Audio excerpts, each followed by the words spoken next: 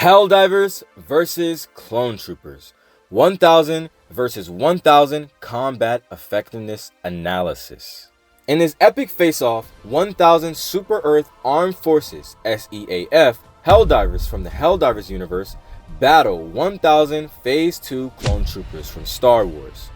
We'll compare their weapons, armor, training, special gear, firepower, tactics, and mobility to see which faction has the edge in each category.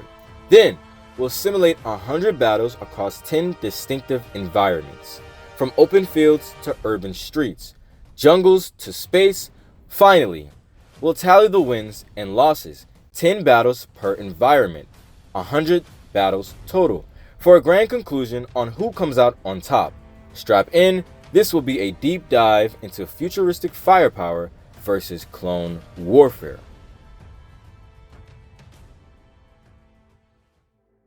Weapons. Both the Helldivers and Clone Troopers carry an arsenal of deadly weapons, but their technology and variety differ greatly.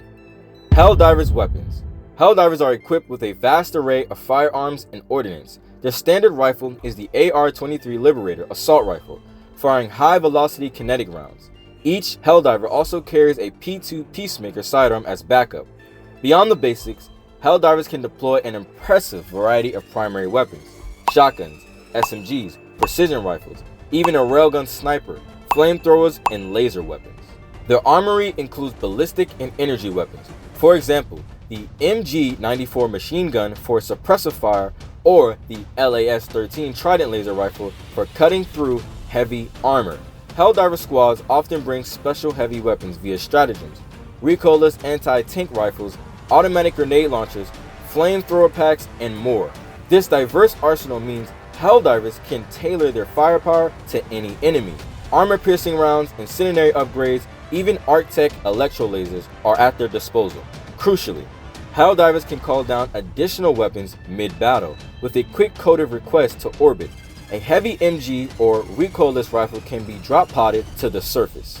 This on-demand resupply of firepower gives Helldivers a flexible edge in prolonged fights. Clone Trooper Weapons. Phase 2 Clone Troopers standardize on plasma-based blasters. The typical clone carries a DC-15A blaster rifle, a long rifle, or the shorter DC-15S carbine, both firing lethal particle beams. These weapons have proven effectiveness against battle droids and organic targets alike, delivering serious stopping power with each shot. Clones also employ Z6 rotary blaster cannons, a 6-barreled minigun style blaster for heavy suppressive fire, and PLX-1 missile launchers for anti-armor strikes. They carry thermal detonators grenades as standard issue, which pack an explosive punch for clearing rooms and disabling enemy vehicles. Elite units bring additional gear. ARC troopers might use dual DC-17 hand blasters for close quarters, and clone commandos wield the configurable DC-17M, able to switch between rifle, sniper, and anti-armor modes on the fly.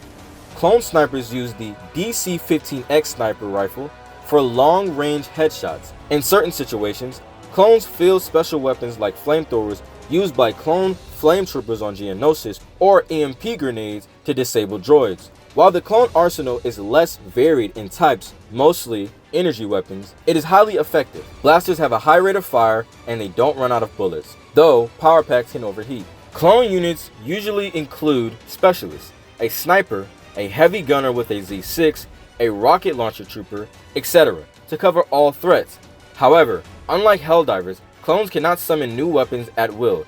They carry what they deploy with, and resupply comes only from what they bring or from support vehicles. Comparison. The Helldivers clearly benefit from greater weapon variety and versatility. Their mix of kinetic, laser, and explosive arms, plus the ability to call in any heavy weapons as needed, means they can adapt their firepower to the situation. For instance, if confronted by a fortified clone position, Helldivers can deploy an obliterated grenade launcher or even an orbital precision strike to blast it apart. Clone Troopers, while extremely well armed by their universe's standards, rely on blasters which, although deadly, all share similar damage profiles. Plasma bolts effective to medium range. Clones do have some heavy kit missile miniguns, but Helldivers simply have more tools in the toolbox, from toxic chemical weapons to arc lightning guns. Additionally, Helldiver projectile weapons might outrange blasters in some cases, and their experimental arms like railguns can punch through cover that clone blasters might not. On the flip side, clone weapons have the advantage of simplicity and reliability. Every trooper's blasters can lay down rapid firepower, whereas Helldivers must deliberately equip each weapon type. If caught with the wrong loadout, a Helldiver squad can be momentarily disadvantaged. Example, carrying only anti-tank weapons when swarmed by infantry. Overall though, the raw and varied firepower Helldivers bring is overwhelming. The edge goes to Helldivers when it comes to weapons. The Helldivers' expensive and customizable arsenal gives them the advantage, allowing them to outgun and out-adapt the clone troopers in most firefights. Guys, stay tuned for part 2. Part 2, we're going to be talking about armor. So if you like everything that you've heard so far in this multi-part series trying to figure out who would win 1,000 versus 1,000 Helldivers and clone troopers, you guys go ahead and continue watching, subscribe, like the video, share, and go down in the comment section and let me know how you guys feel about the Helldivers winning the edge when it comes to weapons versus the clone troopers. Alright guys, I'll see you in part 2 of Helldivers versus clone troopers combat effectiveness analysis. See you soon.